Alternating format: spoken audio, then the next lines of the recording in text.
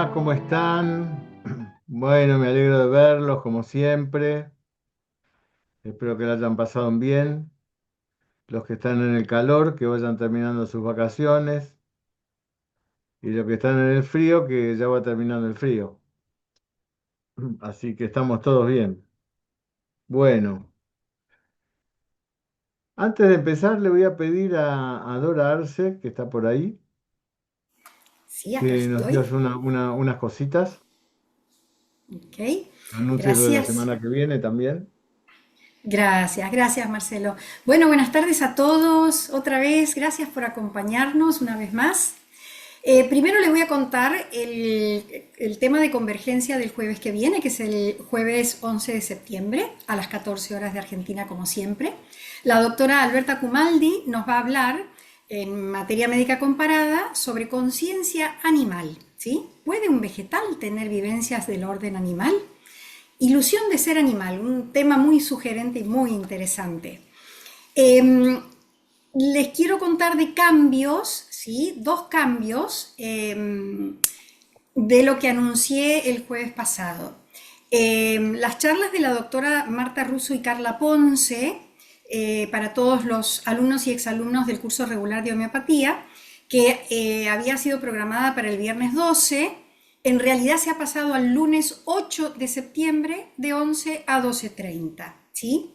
Y el otro cambio, que es diferente de lo que yo anuncié el jueves pasado, es el ciclo de conversaciones sobre doctrina y clínica médica, liderados por el doctor Marcelo Candegave, que va a tener lugar los tercer jueves de cada mes. ¿Sí? Yo había dicho cuarto, pero es el tercer jueves de cada mes y ahora les paso las tres fechas para que se las agenden. El 18 de septiembre, el 16 de octubre y el 20 de noviembre. ¿Sí? Y por parte del Departamento de Impregnología, el martes 9 de septiembre vamos a tener a las 14 horas de Argentina, vamos a tener para alumnos y exalumnos a la doctora Landi Chacón Lerma y la doctora Laxmi Sosa sobre, bueno, el tejido invisible de la familia desde la impregnología, que es lo que compartimos también con todo público. Recuerden que el primer martes de todos los meses es para todo público, desde el Departamento de Impregnología, y el segundo martes de todos los meses es para los alumnos y exalumnos. Así que, bueno, doctor, allí están los anuncios. Si me he olvidado de algo o falta algo, por favor le pido que lo Ah, complete. Gracias. absolutamente, gracias. Gracias, Dora, por favor. Gracias. También recuerden que el que quiere, ustedes saben que el Departamento de Emprenología tiene un avatar que se llama Avi y que el que quiera utilizarlo como consultor, como acompañante, bueno, entra a los espacios de la universidad y le pide al Departamento de Emprenología que le habilite el lugar. Bueno. Tema de la adolescencia. Voy a repetir una vez más lo que ahora, por suerte, gracias a Dios, está en la internet para todo el mundo. Pero es un error que se repitió y no es solo un error que se repitió. Generó todo un concepto sobre la adolescencia. Todo un concepto. Durante años yo he escuchado hasta psiquiatras, psicólogos decir la misma estupidez. Perdón el término. La misma, personas muy encumbradas diciendo la misma tontera, mezclando adolescencia con adolecer. Primero que adolescencia es adolescencia y adolecer es adolecer. Entonces, fíjense, lo escribí para no olvidarme de nada. La adolescencia deviene del latín, del verbo adolescere, que significa crecer, desenvolverse, fortificarse. Está formado por el prefijo ad, que indica aproximación, dirección, y por el verbo latino olescere, que significa comienzo o proceso gradual. Por lo tanto, adolescere, y de ahí deriva adolescencia, quiere decir comenzar a crecer o estar en proceso de crecer o de crecimiento. Y hay traducción conceptual que es muy interesante, que adolescencia quiere decir, el adolescente quiere decir hombre joven, el más jovencito de los hombres. Fíjense la diferencia con adolecer, que proviene del latín dolere, que significa sentir dolor, sufrir, tener pena, ¿no? Y el participio de esto que es dolens, que significa el que sufre, el que duele, el que se duele. Entonces fíjense qué diferente, ¿no? El mirar a ese hombre pequeño con todas sus potencialidades, al que nosotros tenemos que de alguna manera amparar para poder darle posibilidad de que desarrolle lo propio, lo de él, que el que sufre, el que no sabe, el que hay que indicarle las cosas porque no tiene idea, pues si no se lo cuida, si no se lo limita, se descarrila. Fíjense el concepto pedagógico casi opuesto. Entonces, para eso, como es un tema que a mí me interesa, he convocado a nuestra querida profesora, la licenciada Inés Lorenzo, que tiene muchos atributos, Inés, pero sobre todo ella es una gran especialista, una experta en la familia, en lo que significa la familia. Una vez le escuché decir en una clase, si tratamos a alguien, y sobre todo si es un adolescente, yo tengo que ver a toda la familia, porque el adolescente solo no se debe tratar. Tengo que tener la, la, la, la imagen de todos para religar a esa familia, para reconciliar a esa familia, más allá de lo que pase. Si no hay reconciliación, no hay posibilidades de que ese adolescente que le pasa tal o cual cosa pueda volver a encontrar su propio destino, ¿no? Su propio destino. Esto es muy importante, porque la pedagogía actual, salvo lo que yo podría decir la pedagogía Waldorf, la pedagogía Montessori y algunas otras, consideran que al adolescente hay que darle reglas, normas para que no se descarríe, olvidándose de lo más importante, que es el más joven de los hombres, al que hay que ayudar a que se pueda desarrollar según su propio propósito vital. Alguna vez va a cambiar todo este tipo de pedagogía enciclopedista que no sirve absolutamente para nada, que enlentece, que desvía, que confunde, ¿no? Hacia otra pedagogía más relevante, que tenga que ver con los valores propios de cada uno. Porque tenemos que creer en que uno nace con un propósito, el otro nace con un propósito, que por ahí no es el mío. Tengo que lograr a que lo encuentre, que encuentre ese tesoro que está ahí en él, y él no lo se da cuenta. Así que bueno, Inés, muchas gracias por esto, por estas clases que nos das, que siempre son tremendamente formativas. Y bienvenida. Hola, buenas tardes a todos. Gracias por estar. Un saludo para las personas que están de otros países también. Y bueno, Marcelo, la verdad que algo telepático, digamos, porque yo voy a empezar con esta misma introducción que vos, no nos pusimos de acuerdo, pero iba a empezar con lo mismo. Iba a empezar exactamente con lo mismo. Porque la verdad que se han escrito ríos de tinta con eso y hemos estudiado muchísimos libros con eso. El adolescente, el que padece, el que sufre. Y en realidad es como una mirada del ser humano siempre problemático y en crisis, ¿no? Es como ahora se habla, por ejemplo, de los terribles dos. Entonces ya padecés los 2 años, padecés los 14, siempre hay un padecimiento en los vínculos, ¿no? Y los adultos se tienen que vincular con alguien que es rebelde, porque con este tema del padecimiento también se ha armado toda una temática que tiene que ver con la necesidad de la ruptura para crecer. O sea, el adolescente hace ese duelo con los padres, se pone rebelde, se pelea y eso es normal, se aísla y es normal. O sea, hemos naturalizado cosas que no son normales. Entonces, si uno toma el crecimiento de otra forma, una cosa es, hay un cambio de etapa, hay cambios hormonales, hay una privacidad que es necesaria, pero una privacidad no es un aislamiento. Una privacidad no significa que los chicos pierden las figuras de apego de confianza. Yo a veces me pregunto, digo, ¿cómo puede ser que un chico prefiera ir a hablar o los padres también lo envíen a hablar con un psicólogo, con una psicóloga, con un X terapeuta que es un desconocido y no le pueda hablar a sus propias figuras de apego, digo, los padres, las personas que estén criando a ese ser?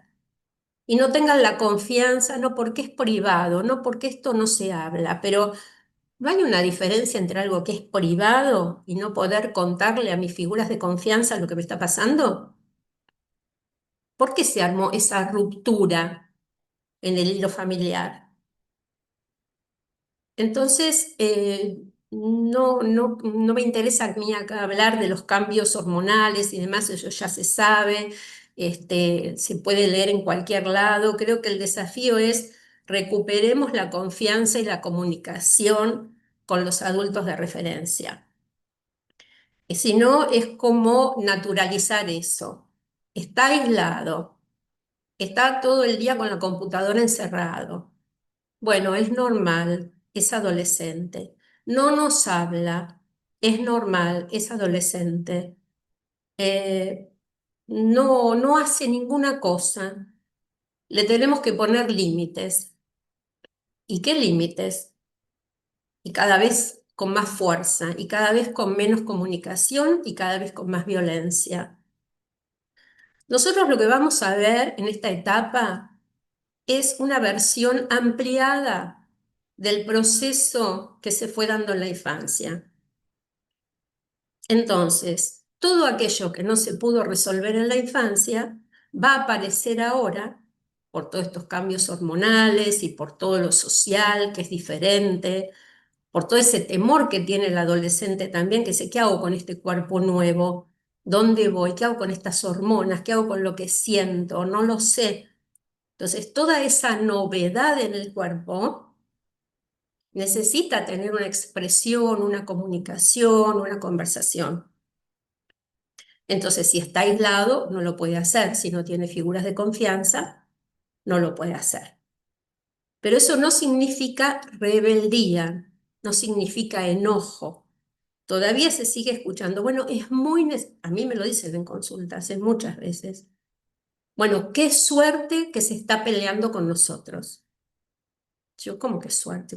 Claro, porque está creciendo, entonces es una buena señal de salud que se está peleando con nosotros. Y entonces, si se están peleando con los adultos de referencia y ¿en quién va a confiar? Yo creo que hay un problema serio ahí. Y naturalizar esto nos pone en una traba de cada vez mayor distancia. A mí me gusta llamar a la adolescencia como la segunda oportunidad, para que podamos mirar en esa pantalla ampliada todo lo que aparece como un problema y que no se pudo resolver en la primera infancia. Entonces, observemos, miremos, pero tenemos que buscar una manera diferente de comunicarnos. Si un chico en sus primeros años recibió distancia o recibió maltrato o recibió un límite estricto para que obedezca, acaba a generar más distancia todavía, cada vez más. Y entonces, en esa desesperación, el adulto presiona cada vez más, porque el desafío es que el adulto aprenda otra manera de comunicarse, el chico no lo sabe. Entonces, no hace caso y cada vez el enojo es mayor. Entonces, ¿cómo le pongo un límite al adolescente? ¿Qué hago? Quiere salir y no quiero que salga. Quiero que deje la pantalla y no la deja. Entonces se desata esa guerra que ya venía de la infancia, pero ahora nada más que es cada vez peor. Porque si yo quiero presionar a un adolescente, voy a tener esa rebeldía. Entonces, ¿qué hago? No hago nada, lo dejo que haga lo que quiera. No, tenemos que aprender a comunicarnos con esa persona, no atacarla, porque es un ser humano que está en desarrollo. Hay cambios en la sexualidad. ¿Cómo nos acercamos a eso? Y no se trata de sentarse un día y decir, bueno, te voy a explicar cómo funcionan los órganos sexuales. Ya lo saben los chicos, lo llevan en su cuerpo. No necesitan que le expliquen eso. Pero no sabe qué va a hacer con su deseo, porque el deseo está. ¿Vamos a poder prevenir un embarazo adolescente diciéndole, bueno, cómo funciona el cuerpo? Si en realidad hay que poder hablar del deseo. ¿Qué va a hacer con el deseo? ¿Y que nosotros pensamos que vamos a limitar el deseo? No, va a tener que aprender ese ser que recién inicia la vida de su sexualidad y genitalidad activa a cuidarse. Pero para eso tenemos que poder tener un acercamiento con conocimiento, con privacidad, con discreción, con confianza. Es un desafío importante. Pero no se trata de hablar de sexualidad y leerle un libro de los órganos genitales. Tenemos que ampliar esa mirada, porque si no, realmente es muy pobre, porque el problema tiene que ver con el deseo. Y el deseo no es algo malo en sí mismo, pero tienen que aprender a ver qué hacen con ese deseo. Si no es como que, bueno, lo deseo y lo tengo. Hoy día parece que está mal hablar de valores, ¿no? Si tengo un deseo, lo tengo que tomar, no importa cómo. Todo es ya. Y ahí vienen también todas las adicciones, porque todo tiene que ser ya y cada vez hay más. Entonces tenés la adicción a las drogas, a la marihuana, a la gente, al juego.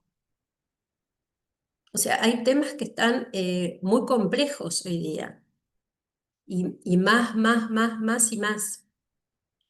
Hay poca tolerancia a la espera. O sea, la espera se ha convertido en algo que es negativo. Es muy negativo esperar. Me aburro y si me aburro tengo que tener algo que automáticamente me saque de ese aburrimiento. Y por eso hay tanta adicción. Entonces, tenemos que transmitir otra formación a los padres para que puedan ser la base de confianza de sus hijos y también ver qué le pasa a los padres. Porque nosotros hablamos de adicción en los adolescentes, pero tenemos los padres con adicciones. Y entonces se va complejizando el sistema y nadie puede ser juzgado y nosotros tenemos que ayudar a todo el sistema y a ver cómo podemos. Un psicólogo trabajando solo en el consultorio con un adolescente sin ver todo el entorno y todo el sistema y que se puede, creo que es una actitud de omnipotencia. ¿Y qué hacemos con el bullying en el colegio? Alguien hace bullying, entonces llaman a una negociación, que significa retar a uno o a otro. Tenemos que ser conscientes que los problemas son mucho más complejos. ¿Qué le pasa a ese chico que quiere atacar a otro? ¿Y cómo hacemos con el que lo sufre, que está debilitado? Entonces de pronto los padres dicen, bueno, anda y pegale a un chico que está padeciendo bullying, que está debilitado. Darle esa idea no lo puede realizar, primero. Segundo, que es una mala idea. Y además, ¿qué le va a pasar si se encuentra con otro que es más violento que él? Entonces, me parece que, y me gustaría que haya intercambio en esta charla, ¿no? Es recuperar la confianza con los adolescentes, ver qué les vamos a decir, entender que son personas en crecimiento, que pertenecen a un entorno y que ese entorno vea también cuál es la dificultad que tiene. Acá estamos hablando de temas generales, pero ojalá esta charla le sirva para que cada uno que tenga adolescentes a su cargo pueda ir viendo cómo lo puede ayudar. A los gritos seguramente que no.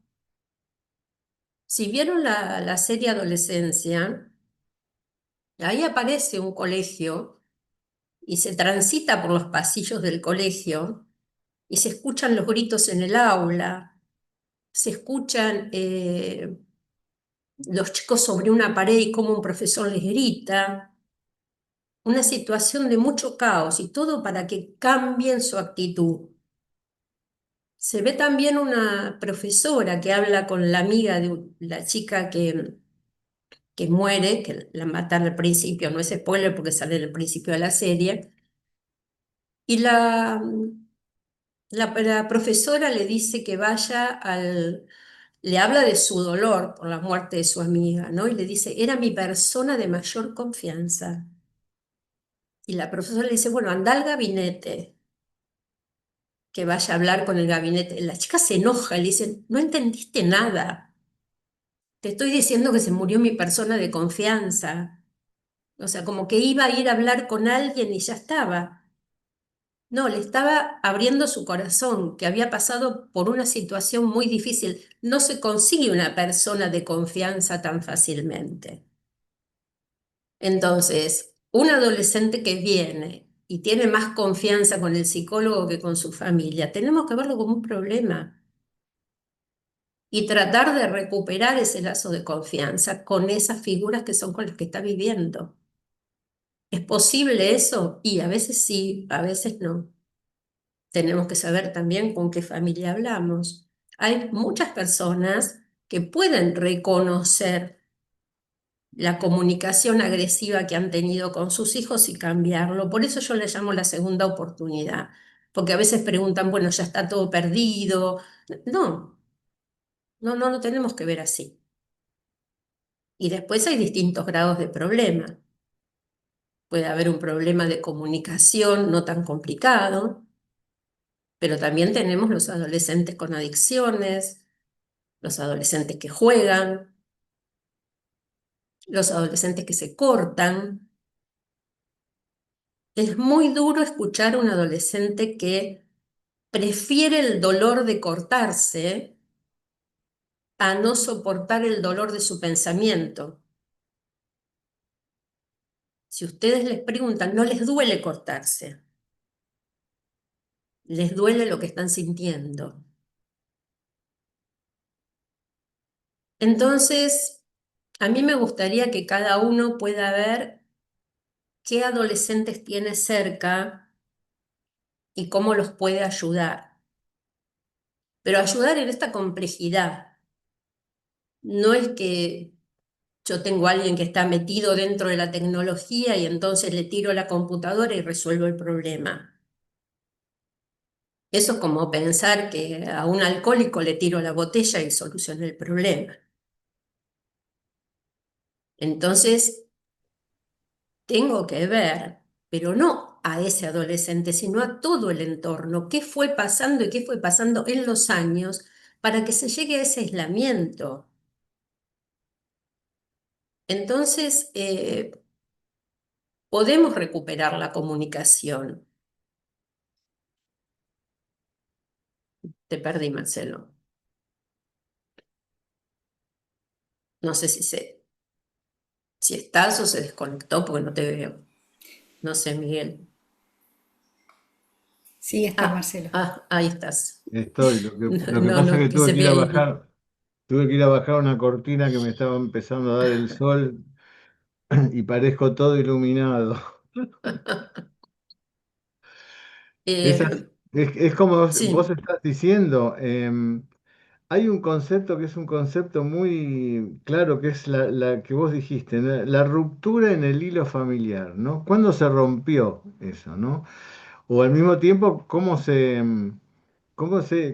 hizo el tejido familiar, ¿no? Como decían el otro día eh, las doctoras Lakmi Ay, se me fue el nombre. Dora. Landy, Landy, Miranda. Landy Laxmi. Ujú. Sí, estas dos médicas mexicanas maravillosas que pertenecen al grupo, que al mismo tiempo nos aportan tantas cosas, ¿no? Que nos hicieron toda una clase justamente de la persona vista como un tejido, ¿no? Como esos tejidos de colores, donde cada hebra tiene su color, pero en su conjunto forman un tejido, el tejido familiar. Yo le digo, siguiendo lo que vos estabas diciendo, yo digo a los padres, y bueno, ¿y qué cosas comparte usted con él? ¿No? Y en general los padres comparten poco o nada, absolutamente nada, nada, no comparten nada. Y el cambio que se produce cuando empiezan a compartir. Yo siempre le digo a los padres, no, usted lo que tiene que decir, y como dice Inés, maravillosamente, esto se gesta en la infancia, en la adolescencia no se arriba de golpe, ¿no? ¿Qué cosas comparte? Bueno, y compartan algo, hagan algo entre, váyase, llévelo, no sé, a pescar, a lo que sea. El tema es compartir. Tan difícil es compartir en una familia, ¿no? En vez de estar explicando cosas, explicarlos tanto a los niños como a los adolescentes, no les gustan que le estén explicando las cosas. El adulto que explica las cosas, ¿no? Como decís vos, no va al psicólogo, que con el psicólogo puede comprender lo que no comprendió en su casa. Y los chicos más chicos los ves a veces que cuando son explicaciones, viste, yo les digo a los padres, tienen que ser explicaciones cortas, breves, de acuerdo a la edad. Cuando ya abusan de eso, los chicos mismos se tapan los oídos directamente. No, no, Claro. como algo gráfico, ¿viste? El adolescente se escapa, se va, golpea una puerta. El problema es que después lo que se dice es, qué grave que está, porque lo que falta es un enlace de lo que provoca el adulto de la conducta, pero no para que el adulto se sienta culpable, sino para que Claro, lo pueda modificar, claro, porque si no el tema es, resulta que yo digo un montón de cosas, el chico genera estas reacciones y entonces yo después veo solamente la reacción. Porque lo que claro, se provoca en el mundo adulto es un punto ciego. Y ese es el punto claro, ciego que hay que sacar, y no para que el padre diga qué mala persona que soy. claro.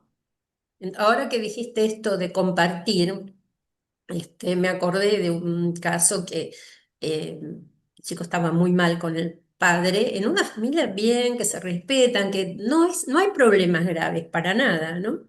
Pero sin embargo yo estaba como enojado, golpeaba, iba y venía, ¿no? Y entonces le decían esto de compartir, pero no era una persona que no compartía, pero bueno, decían que vayan más al teatro, esto, a lo otro, pero no era que no lo hacía, porque ya te digo, es una familia que está bien, consolidada y comparte muchas cosas. Pero él se habían puesto en una situación de el chico que no tiene límites. Entonces la madre decía, el padre es flojo y no pone límites. Le digo, ¿y qué límites tiene que hacer?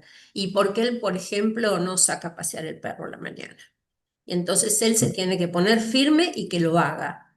Bueno, entonces el padre se pone firme para que lo haga. El chico que hace 12 años no lo hace. Bueno, al final dice, anda, anda y hacelo. No lo hace. Y entonces el padre le dice, bueno, que es un chico deportista, estudioso, dice, te vas a convertir en un gordo fofo ridículo. Se va, lo lleva al colegio.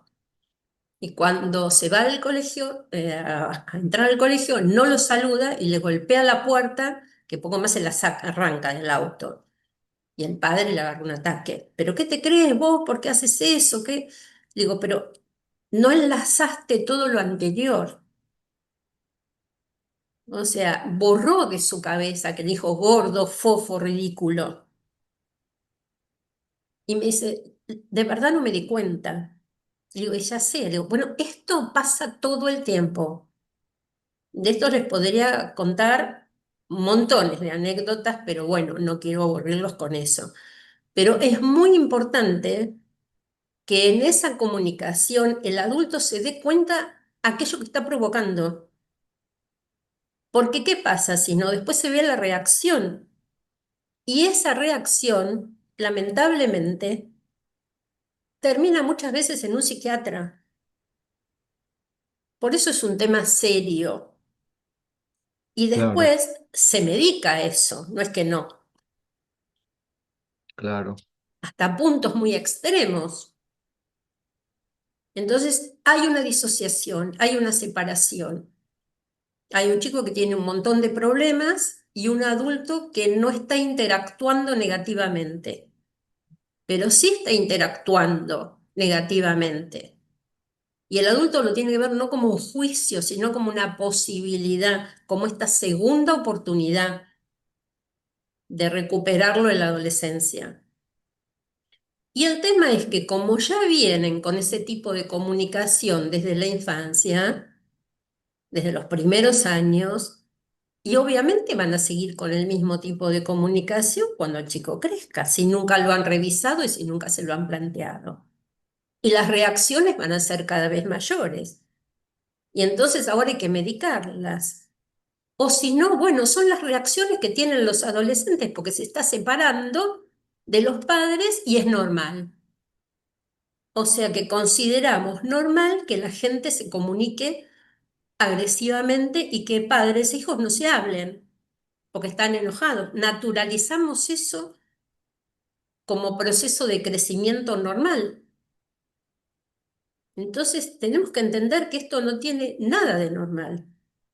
Es esa ruptura, esa provocación que hace el adulto que genera esa sintomatología y que no es que el adulto lo hace porque es mala persona, sino porque no entiende que hay una agresión en la comunicación y hay una respuesta a esa agresión.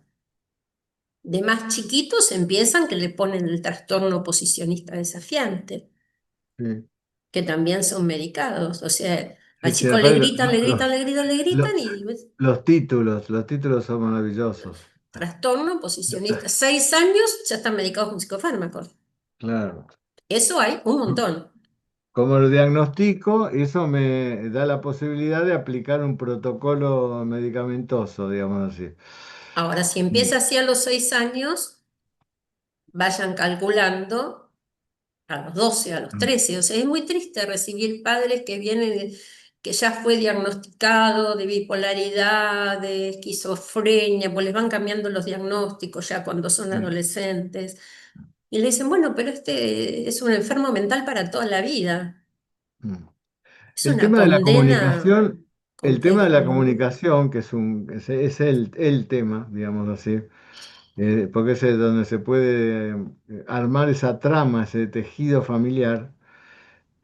A veces está protegido por situaciones que se desarrollan en la vida de una persona impensadas, ¿no? Impensadas.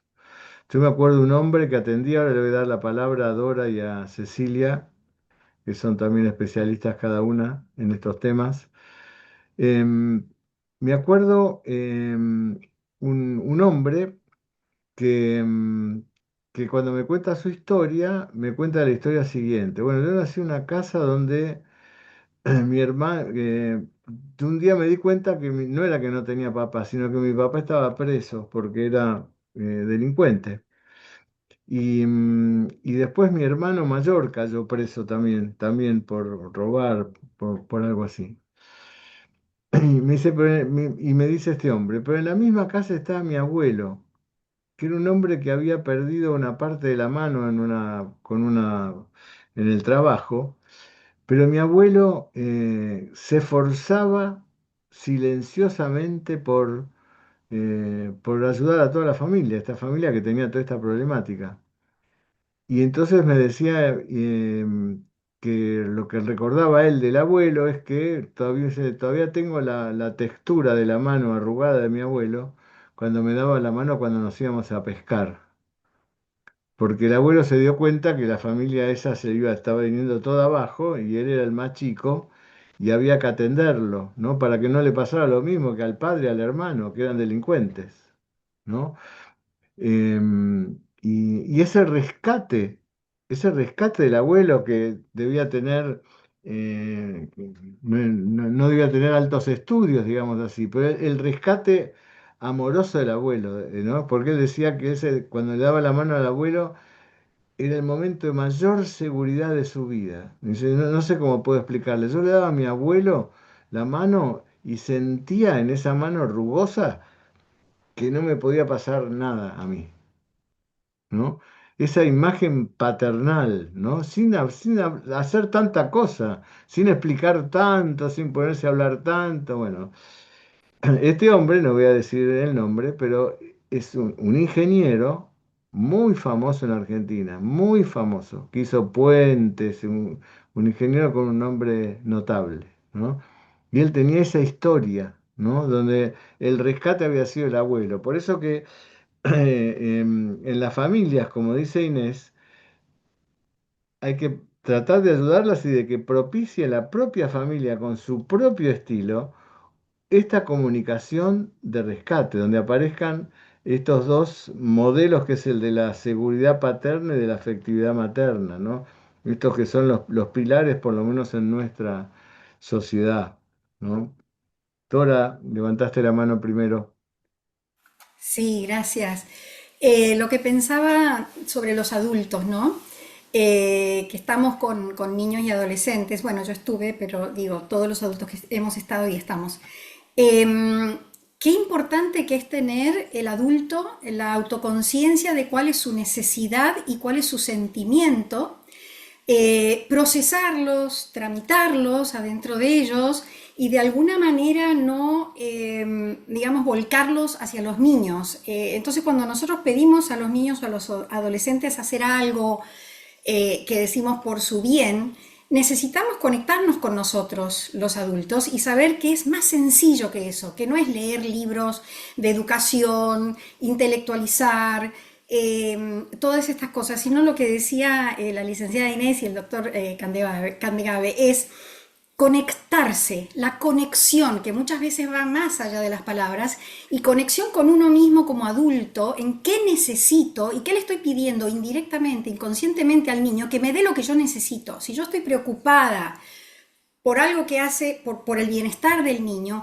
decirlo más directamente y no pedirle, no decirle, atate los cordones, porque tenés que ir atado los cordones en como una imposición o una demanda, sino decirle, por ejemplo, ¿sabes qué? Me preocupás porque me preocupa que te podés caer, me preocupa tu bienestar.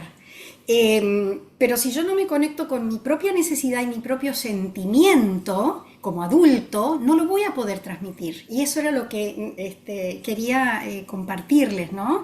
Y cómo todo pasa realmente por el adulto. Y Ah, como decía la licenciada Lorenzo, el adulto tiene que ir al psicólogo y a informarse y formarse de sus propios traumas y problemas para después sanarse y poder conectarse con el niño y con la educación que le está dando, el cuidado y la protección. Sí, gracias. Gracias. sí, así es, ¿no? Así es. Vieron cuando uno tiene los que hemos tenido hijos, que cuando un hijo empieza a caminar, ¿qué hace un padre o una madre? Está ahí como atento a que no se golpee. Ese es un símbolo para el padre y la madre. Este tema de que no, ¿quién le diría a usted no? Que se caiga, que ya se va a levantar y eso es la vida y eso es una explicación, es su experiencia, que se caiga, que le duela. No, no pasa por ahí, porque lo que uno no olvida de sus padres es si estuvieron en el momento de necesidad. Es lo que uno no olvide de sus padres. Si en el momento de que lo necesitaron, ahí estuvieron, con la mano amorosa de la mamá, la mano de seguridad del papá. Eso es lo que uno no olvida de los padres, ¿no? Y el padre puede haber tenido su carácter, su personalidad, su presencia, pero si estuvo en los momentos de necesidad, ahí es donde el hijo está informado de esa seguridad del papá o de la afectividad de la mamá, ¿no? Claro, Esto es muy importante, lo que es. la base primaria del apego. Por claro, eso hay que trabajar con las personas que estén a cargo de esos niños, no separarlos, porque eso no le hace bien. ¿Cuánto tiempo puede estar un chico con un psicólogo? Un rato y demás, pero convive en un medio familiar y nosotros tenemos que ayudar a que todo ese entorno esté mejor, comprenda la comunicación de otra manera, que nadie se sienta juzgado, que no estamos buscando un culpable, ni los padres ni los chicos, porque si no, bueno, entonces tengo un problema yo y si no tiene un problema él, que lo diagnostiquen, que le den pastillas, No, no, miremos el sistema y cómo ayudamos a ese sistema para que esté mejor en así todo es. si no, no, está todo separado, todo dividido. Entonces va a conversar más con el psicólogo. El otro día una mamá me decía que la nena 12 le pedía ir a una psicóloga porque con ella no quería hablar. Y yo, qué preocupante que una nena de 12 años no quiera hablar con la mamá y que vaya Claro, a hablar con alguien que no conoce porque supuestamente tiene privacidad y a vos no te voy a contar. Hemos naturalizado eso como algo positivo. sí, sí, A mí me parece que no es nada positivo eso, que una nena de 12 años diga no quiero hablar con mi mamá porque voy a hablar en privado con otra persona. Y la madre no se va a enterar qué le pasa ni qué siente. Va a quedar todo aislado y un psicólogo va a aceptar eso como privacidad de una nena sin hablar con la madre.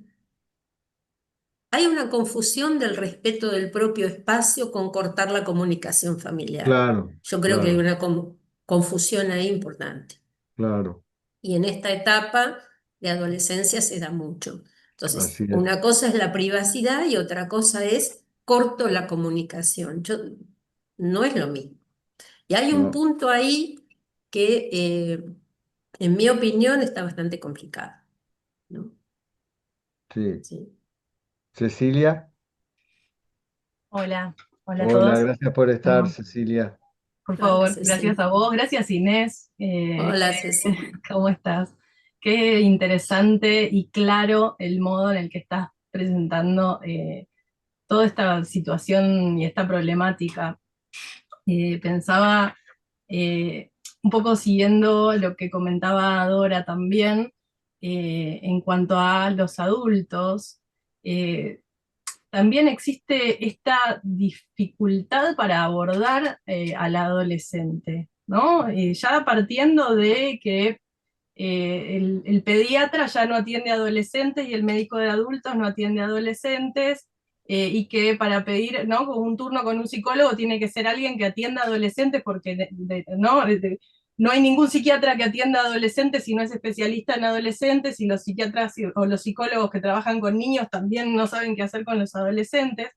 Nosotros en la sociedad, cuando nos encontramos frente a un adolescente, un poco no sabemos qué preguntarle tampoco, porque no sabemos si vamos a estar a tono con los intereses. Entonces empieza a pasar algo en esto de la comunicación, en donde nos tenemos que revisar, primero que nada nosotros, ¿no? Y qué nos pasa con estos chicos que están creciendo y que en realidad están necesitando un acompañamiento y un contacto con otros seres humanos.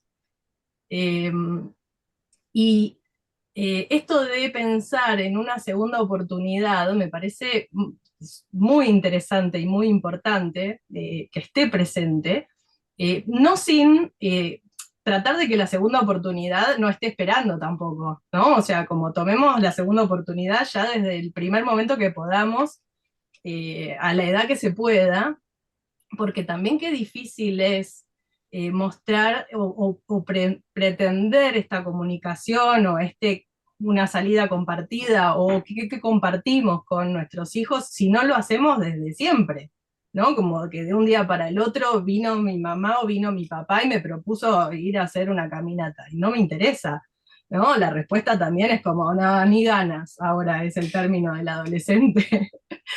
Eh, entonces, bueno, también cómo comprometernos nosotros con nuestras ganas de hacer algo y de compartirlo con ellos, y no vamos a hacer esto para que vos lo compartas conmigo, que es distinto también.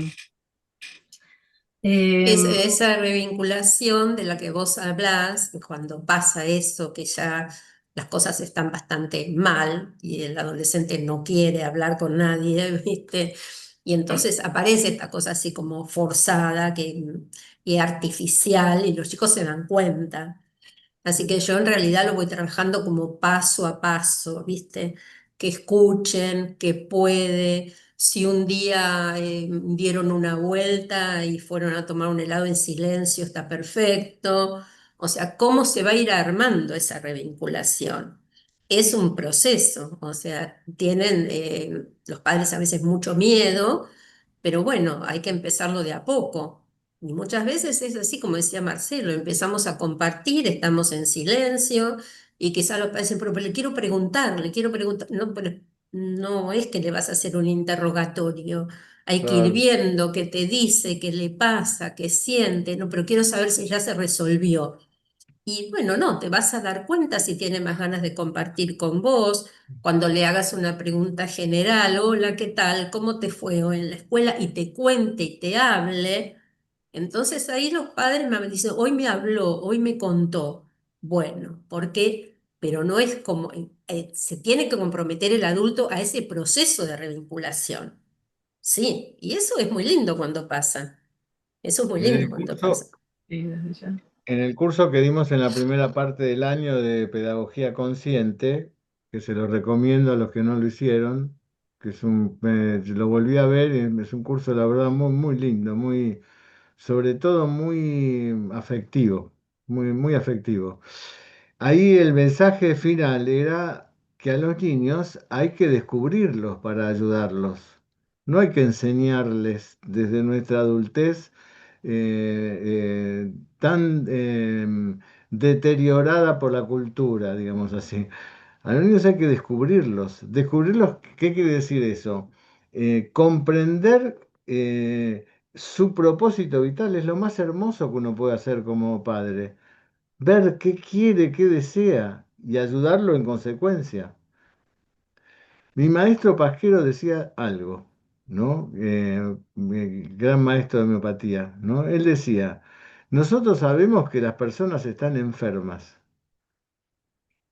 pero el hombre es bueno. Nosotros sabemos que las personas están enfermas, pero el hombre es bueno.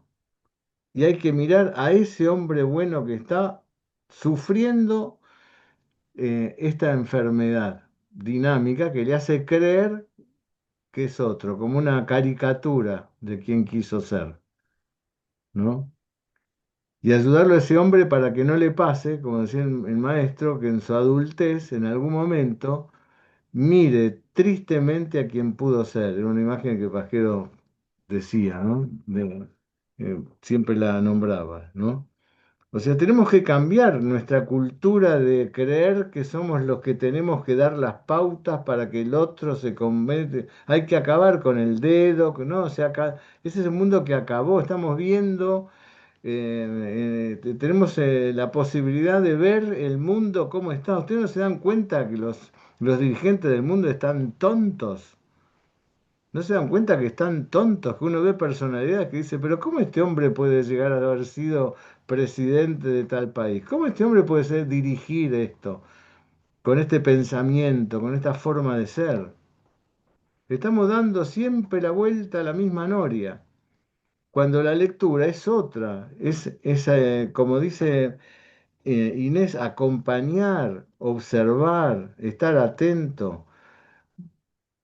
No atento a las necesidades, sino atento a los deseos. Miren, yo con las clases, yo creo que sigo siendo un buen profesor, sobre todo de homeopatía y de doctrina médica homeopática. Cada vez que me recibía a los alumnos en primer año, ese primer año, yo entraba a esa aula con esta sensación. Yo decía, alguna vez Pasquero fue alumno y entró a algún aula donde había algún profesor que les empezó a enseñar. Entonces yo decía, ¿y si acá hay un Pasquero en estos nuevos? Si acá está el nuevo Pasquero, qué honor, qué honor ser el que le dio la mano primero a ese nuevo pasquero. Eso a mí me llevó a tener siempre una relación maravillosa con los alumnos, porque mi expectativa era esa. Ahí por ahí hay un ser luminoso y haber podido participar de su gesta es lo mejor que me puede pasar como docente. Si nos tenemos que correr de ese lugar del que sabe y enseña y el otro no sabe nada y aprende de que yo tengo las cosas claras y entonces el otro tiene... Nos tenemos que correr de ese lugar. Tenemos que ir hacia un lugar más bondadoso de creer en el otro. Una vez una mujer me dijo, mire, delante del hijo de 15 años, quiero doctor que lo trate porque es un idiota, ¿no? Porque esto y que el otro y esto, que yo, demás. Y entonces me dice la mujer, ¿qué le parece? Y yo le dije, mire, la idiota es usted. Y el chico rompió en una risa, así una sorpresa, y la mujer dice, ¿cómo me dice eso? Claro, se lo digo así, la idiota es usted, aunque no venga nunca más. La idiota es usted, ¿cómo dice una cosa así? ¿Cómo dice? ¿Cómo es capaz de decirle al médico una persona de su hijo? Es un idiota, ¿no? Buah. Lupe, levantaste la mano, Lupe. No te escuchamos, estás con el mute.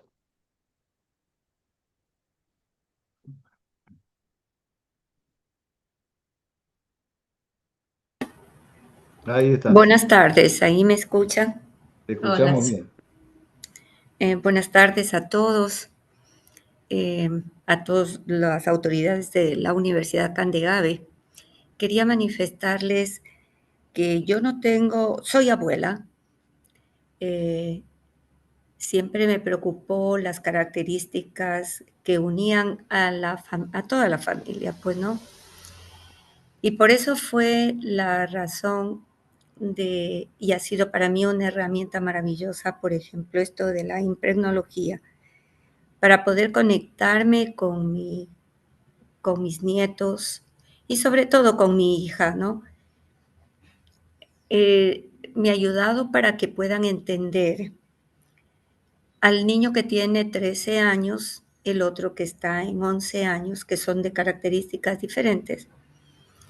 Mi preocupación es que si en el hilo que nos une es la comunicación en la familia, cómo manejar el bullying, cómo manejar la adicción que tienen y igual, por más autoridad que lo pongan en el lugar de mi hija, el, el- la adicción que tienen con el celular, la conexión que tienen ya no con el juego entre compañeros, sino así frente a frente, sino los juegos que son por, por el teléfono o allí yo pienso que es un aislamiento que tienen los niños por estar jugando con esos aparatos y que no puedo llegar. Solamente he podido hablar con las características que he logrado entender con la impregnología. Pienso que les estoy ayudando, pero en lo otro, porque no vivo cerca de ellos, me preocupa. Vivo en la misma ciudad, por supuesto. Vivo en Guayaquil.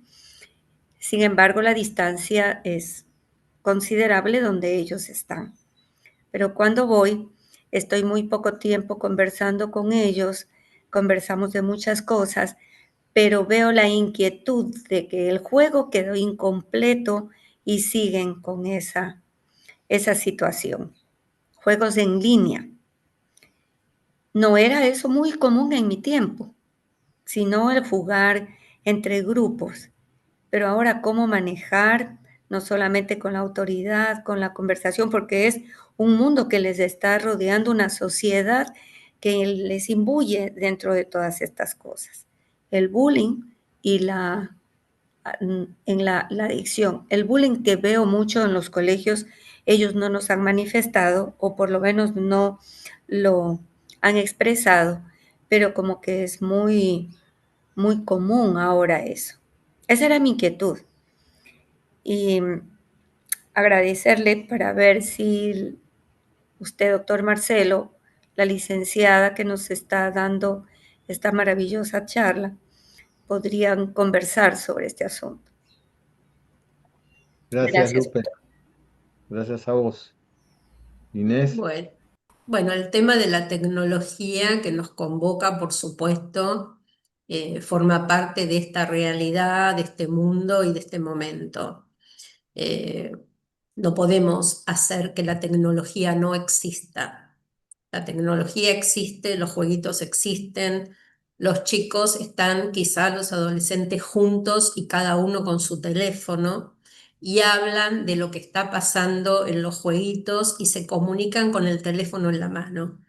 O sea, eso es lo que sucede y ellos tienen, no están aislados, aunque parezcan aislados cada uno con su teléfono, porque se están comentando esto y lo otro y lo de más allá. Entonces, no, el tema para mí no es luchar contra el teléfono y la tecnología, porque eso existe. Entonces, a veces se les pone penitencia, se los arranca, se les prohíbe, y todo eso es peor. La propuesta está en que tengan otras cosas, que tengan otra motivación, y la tecnología va ganando, porque es todo ya, todo rápido, tiene toda una multiplicidad de colores y de temas que los convocan todo el tiempo.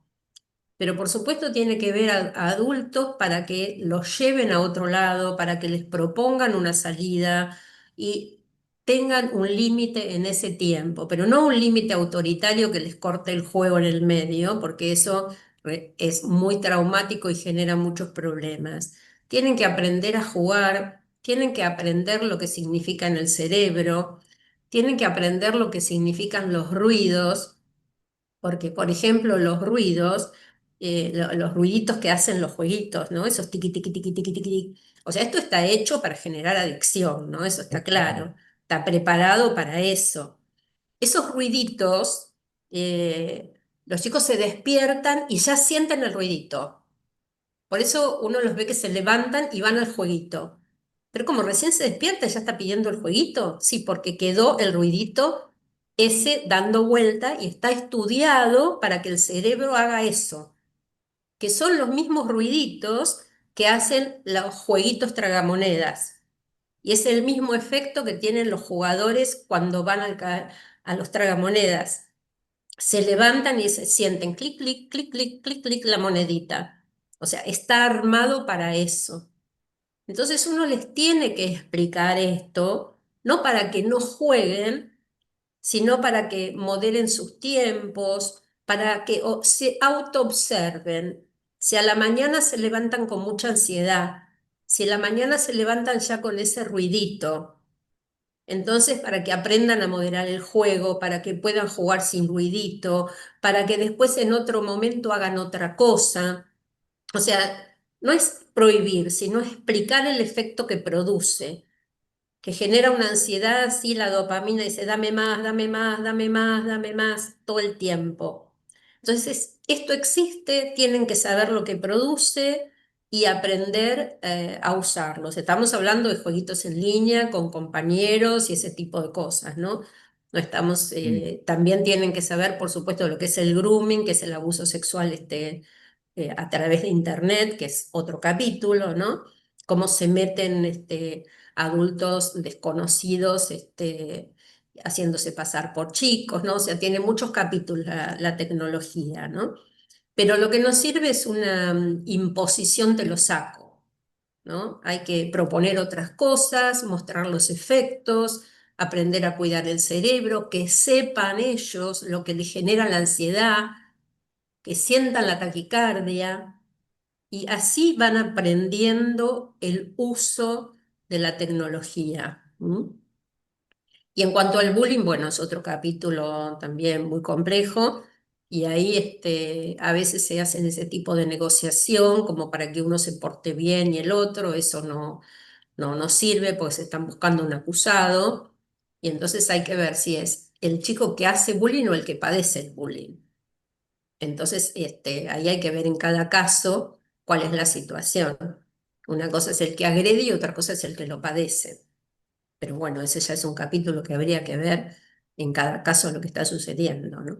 No enfrentar, ¿no? Como decía antes, que bueno, que vaya y que lo enfrente, que vaya y que le pegue. Si te pega, pega. Hay Es el colegios donde peor camino. los chicos además de no ser una recomendación, pues estamos buscando un mundo no violento, no podemos proponer algo violento, pero además hay chicos que van con navajas al colegio Claro. y les clavan una navaja. Y eso está pasando.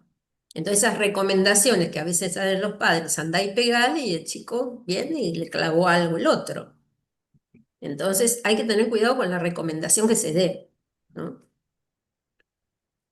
Hay que salir de la idea qué compleja que es la adolescencia. En realidad el adulto es el complejo. El mundo adulto es el que tiene el problema, por sobre todas las cosas, ¿no? Porque en este aspecto yo creo, viendo la pregunta de Lupe, como dice Inés, por un lado, un adolescente tiene que saber las cosas, tener conocimiento de las cosas. El conocimiento de este mundo de dualidad donde hay situaciones que pueden estar al acecho.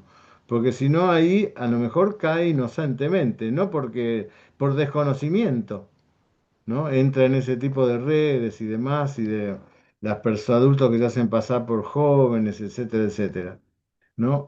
Ahora, por otro lado, como bien dice ahí en el chat Carlos Alberto Villalta, que te podrías mover, ver, así sabemos quién te vemos.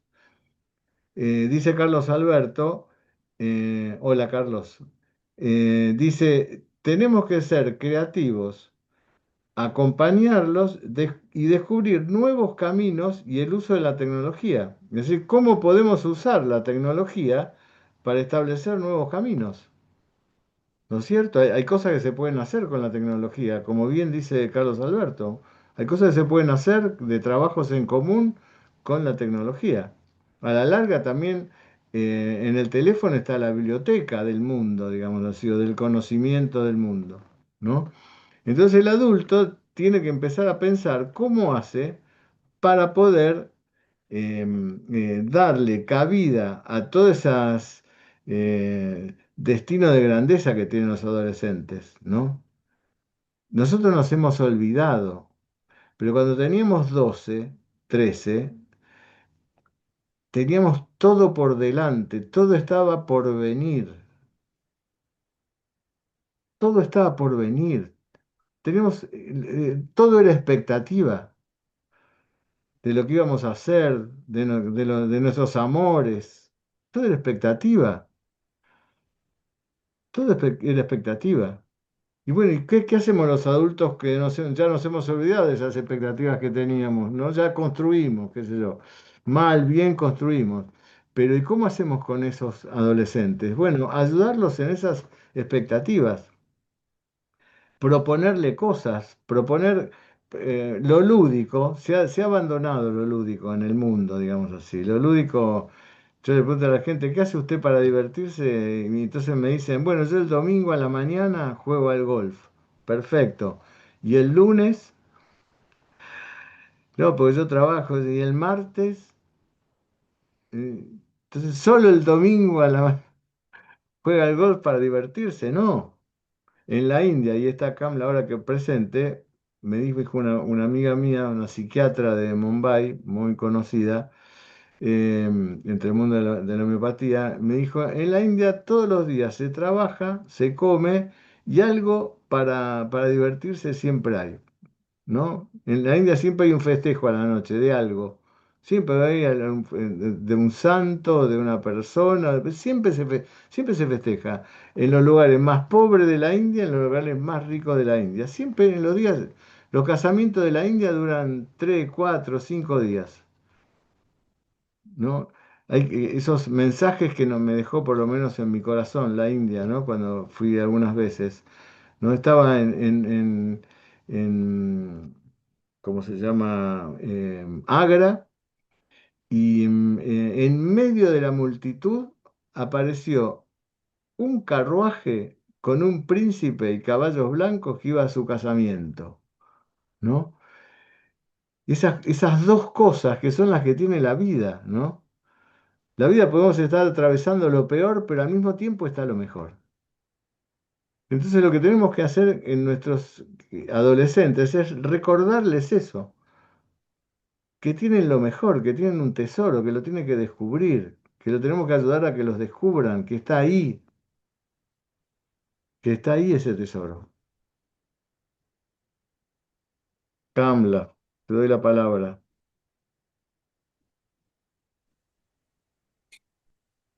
Hola, buenas tardes, saludos a todos. ¿Se me escucha bien? Sí, perfecto. Gracias. Doctor Marcelo, en primer lugar quería hacer un comentario de lo que usted acaba de decir y es totalmente cierto. Y en la India, por ejemplo, se utiliza mucho cuando hay un conflicto de este tipo, no en todas las familias, pero en algunas. Vamos a tomar algo y se soluciona, vamos a cocinar algo, vamos a hacer algo rico. Y claro, como la comida nuestra pues está llena de colores, pues se pone un color, otro color y otro color y vamos a comer y ponemos una canción y cantamos y se intenta disolver ese enfado, pero se intenta de verdad, se intenta de corazón. Salen las lágrimas al final, ¿eh? Y sale el abrazo. Eso sí es verdad. Y eso lo puedo decir porque yo lo he vivido. Qué Lo hablo, lindo que contás. lo hablo desde el corazón. Yo eso lo he vivido. Y se soluciona, aunque luego se hable más adelante, pero de momento se disuelve. Y yo siempre digo, bueno, en un conflicto y sobre todo si es de noche, antes de irnos a la cama hay que hablarlo y hay que limpiarlo para irnos con luz y dejar esa oscuridad de violencia y de rencor y de que al final no sirve para nada porque son emociones. Entonces, dejarlo de un lado e irse a la cama tranquilo y en paz, porque si no, eso no es para nada bueno. Qué lindo lo que decís. Qué lindo Hermoso. lo que decís. Emocionante, Camla. Y coincido con vos. Yo nunca me he podido dormir, ir a la cama a dormir si estaba peleado o con mi mujer o con mis hijos. Nunca. Siempre tuve que religar de alguna manera, ¿no? Qué Qué bueno. lindo lo que decís. Uf, la India. Podríamos hablar tantas cosas de la India, Sí, tantas cosas, porque en la India uno puede, si quiere, ve un infierno y si quiere, ve el cielo. Es una cuestión de uno. La, totalmente. la India te propicia todo eso, que vos veas todo, Mm, lo peor y lo más celestial, ¿no? mm, mm. Así es, Yo he tenido experiencias en la India y de cosas simples, como dice Kamla, de cosas simples. Una vez estaban en Benarés y había visto los crematorios de la noche y la gente llorar, mucho, llorar muy, con mucha congoja. Y a la mañana siguiente que me tomé un barquito para ver la misma ceremonia que estaba terminando, pero en el agua, que es un espectáculo maravilloso, ¿no? Ahí en el Ganges es un lugar realmente muy conmovedor. Le pregunté al guía, ¿no? ¿Por qué llora la gente si todos creen en la reencarnación? Si no, no es creer, están seguros no es una cuestión de creer, es una cuestión de seguridad. Y entonces me dijo este hombre, por dos motivos. Uno, como lloran ustedes por la despedida, pero el otro es por agradecimiento de habernos vuelto a encontrar. qué ¡Qué bonito, maravilla! qué bonito, doctor. Porque eso es lo que nos debería pasar a nosotros con los otros, ¿no? Con los otros. Y más aún con nuestros hijos, ¿no? La maravilla de ese reencuentro, que él está ahí, yo estoy acá, pero en realidad estuvimos siempre, a ver cómo nos ayudamos para poder salir adelante. Y como dice Kamla, con esta cosa sencilla vení, vamos a hacer esto, vení, vamos para acá, ayúdame a esto, ¿me acompañás? Te necesito. Son todas las palabras mirá la cantidad de palabras que puede usar el adulto para reconciliar con su hijo. en vez de estar en el lado, vos tenés que yo te dije, yo, viste que toda esa historia cultural, que estamos siempre en la misma cuestión, dándole vuelta siempre a lo mismo, ¿no? Y es todo mucho más fácil. Es como hablamos la otra vez, ¿se acuerdan de la paz del mundo? Si todos, repito, si nos comprometiésemos, bueno, mañana es viernes, vamos todos a hacer lo mejor posible por el que está, por el que tenemos ahí cerca, el prójimo, el vecino, la familia y demás, y nos comprometemos todo el mundo a hacer eso, haría un día de paz en todo el planeta. Es tan sencillo, no es tan difícil como se nos plantea. Perdonen que yo sea reiterado con esto, ¿no? Pero el hambre del mundo, el hambre del mundo no es lo que los adultos hemos generado para que haya otro que tenga hambre. ¿Cómo va a haber hambre? Más aún en nuestros países, ¿no? En nuestra Latinoamérica querida y salvo algunos países despoblada, ¿no? ¿Cómo va a haber hambre en los lugares despoblados? ¿Qué sé yo, en Uruguay? ¿Cómo va a haber gente con hambre en Uruguay? 3 millones de habitantes, en un país tan grande como es Pakistán, como es Bangladesh. Pero Bangladesh tiene 150 millones de habitantes, eso es Bangladesh, ¿no? Pensar en Bangladesh es pensar en Uruguay con 150 millones de habitantes. Entonces, si Bangladesh va avanzando para tratar que haya cada vez menos hambre, ¿cómo va a haber hambre en Uruguay con 3 millones de habitantes, ¿no?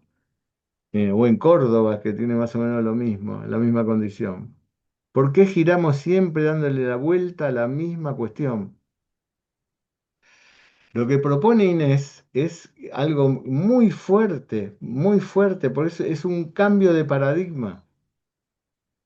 Es un cambio de paradigma. Ya no ver al otro como un ser que padece y uno tiene que hacer algo para que no padezca más o para que se corrija, sino hacer algo para que se encuentre consigo mismo. Es verdad, sí están las maquinitas, están las cosas, están los peligros, los tiene que conocer para saber cuáles son las espinas que se va a encontrar en el camino y saber que ahí no tiene que tocar porque se va a pinchar. Pero el camino más importante es el encuentro con su propia potencialidad. Para que surja eso, tenemos que tener fe nosotros los adultos. Miren, si ustedes se acuerdan cuando eran chicos y cuando eran en el principio de la adolescencia, se van a acordar seguramente de todas esas personas que le dijeron, muy bien, qué bueno esto, qué bien que hiciste esto. Recuerden para atrás y van a encontrarse con un montón de momentos donde fueron reconocidos por su individualidad. Bueno, a eso hay que ir, ¿no? Yo te agradezco, Inés, nos hayas vuelto a hablar de este tema. Ahí está la dirección de Inés por los que quieren acercarse a ella. Y los invito a reflexionar un poco sobre esto. Los invito a reflexionar sobre esto, porque si no nos quedamos ahí en el camino. Como siempre, traer algo para decirle, pensé, les voy a leer algo. Ustedes saben que yo soy optimista, ¿no? Más allá de esto, ¿no? De lo que hablamos. Porque creo en el género humano y creo en el hombre y su potencialidad. Pero al mismo tiempo también tenemos que ver la realidad, ¿no? Así que bueno, antes de leer, Inés, muchas gracias, ¿eh? Te agradezco muchísimo y todos te agradecemos mucho esta tarde o mañana para otros. Les voy a leer Bueno, algo. les doy un saludo.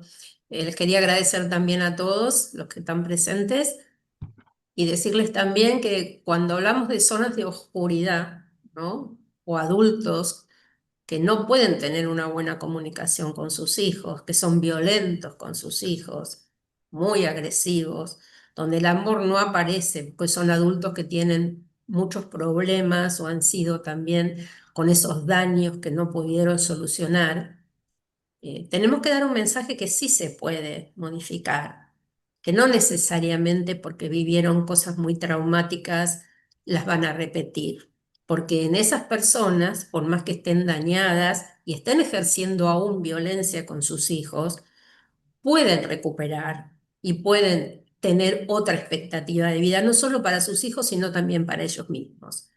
O sea, porque hay personas que realmente están muy mal, pero también quería dejar este mensaje que es posible para esas personas aprender otro modelo de comunicación para sus hijos y para ellos y para su familia. Bueno, te quería completar con esto, Marcelo. Claro, claro que sí, Inés.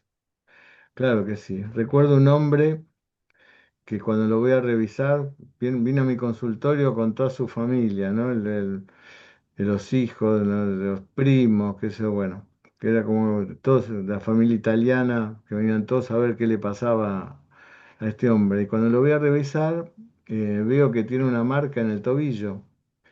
Y le digo, ¿y esta marca qué es? No, me dice, bueno, pues esta marca yo ya le dije, yo, ¿te acuerdas? Yo le dije que vinimos de Italia y se murió mi mamá de tuberculosis, y entonces mi papá empezó a trabajar y me tenía que dejar solo en mi casa. Entonces me ataba a la cama y después en el verano me ataba a un árbol. Y esta marca me la hice yo, porque yo me subía al árbol para ver a los chicos que jugaban del otro lado del muro y los chicos me decían, Yeti, me tiraban naranjas y qué sé yo, ¿no? Demás. Y esto me lo hice porque yo me estiraba para tratar de ver a los chicos jugar. Y dijo, ¿hasta cuándo duró eso? ¿No? Y hasta los 11 12 años. Después me fui a trabajar a la obra con mi padre. Y entonces me dice, pero mi padre era muy bueno conmigo, muy bueno, pobre. No, no pudo, hizo toda su vida a ver cómo estaba yo, ¿no? Y fíjese, este hombre con esa historia era el centro de toda una familia, ¿no? El centro de toda una familia. Así que las cosas, no hay situaciones de la vida que necesariamente determinen una situación. Se pueden hacer cosas. Este hombre, imagínense, yo me imagino la desesperación de este hombre, ¿no? Sin amigos, teniendo que atar al hijo para que no le pasara nada, irse a trabajar a obra, trabajar todo el día en la obra, que yo volver. Y dice, "Uf, es una historia tremenda y de soledad". Sin embargo, ¿qué aconteció? No fue un delincuente este hombre, al contrario, era un hombre que lo quería todo el mundo, ¿no? Así que es como vos decís, Inés, vos decís, la segunda oportunidad, esa es la que me llevo yo hoy, ¿no? De lo que vos hablaste, ¿no? La adolescencia como una segunda oportunidad, si no hemos hecho bien las cosas los adultos, cuando tuvimos la oportunidad, ¿no? Es así. Dice León Felipe, este autor español. A ver.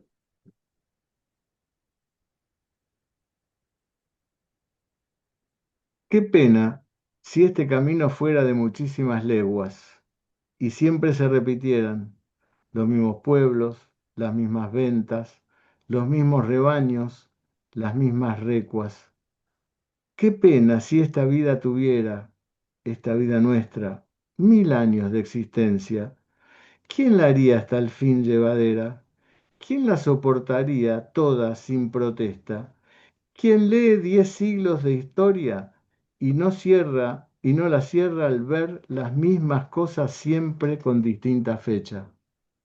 Los mismos hombres, las mismas guerras, los mismos tiranos, las mismas cadenas, los mismos farsantes, las mismas sectas y los mismos poetas.